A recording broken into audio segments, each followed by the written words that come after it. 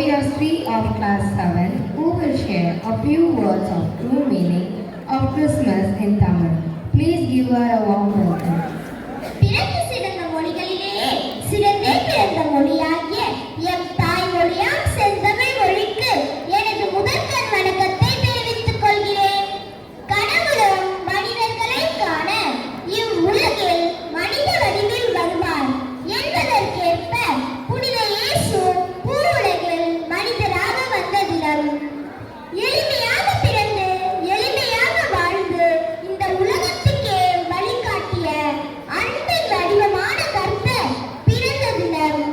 இத்தருணத்தில் அனைவருக்கும் இனிய கிறிஸ்துமஸ் தின நல்வாழ்த்துக்களை தெரிவித்துக் கொள்வதில் பெரும் மகிழ்வு கொள்கிறேன்.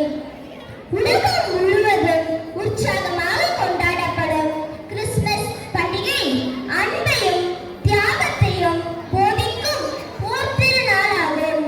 உலகின் மீட்பர் இயேசு பெத்லஹேம் நகரில் ஒரு தொழுவத்தில் புனித மேரிக்கும் ஜோசப்பிற்கும் மகனாக அவதரித்தார்.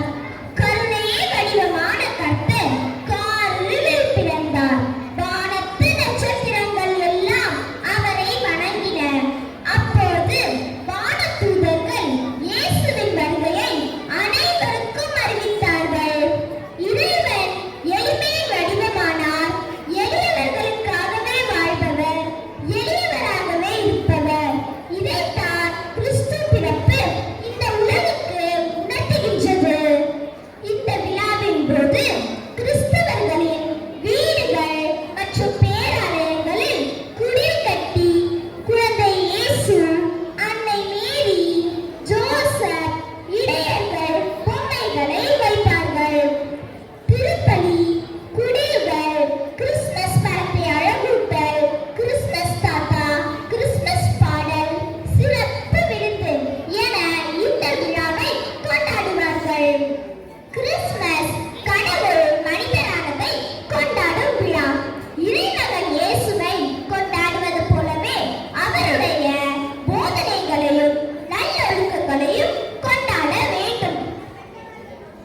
இத்திருநாளில் கருணையின் வடிவமான இயேசுவின் பாதையில் நடந்து ஏழை எளிய மக்களுக்கு உதவிட வேண்டும். பெத்லஹேம் விடிவெள்ளி மாட்டு தொழுவத்தில் பிறந்த மாணிக்கை அன்பை மட்டுமே விதைத்து சென்ற இயேசு பிரானின் பிறந்த நாளில் நாமும் அன்பை விதைப்போம். அன்பால் உலகை ஆள்வோம். Thank you for your touching words. You spoke not just to our minds but to our hearts.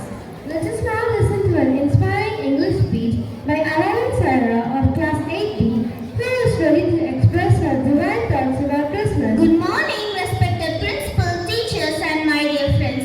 It's my great pleasure to stand before you as we come to celebrate one of the most beautiful festivals, Christmas.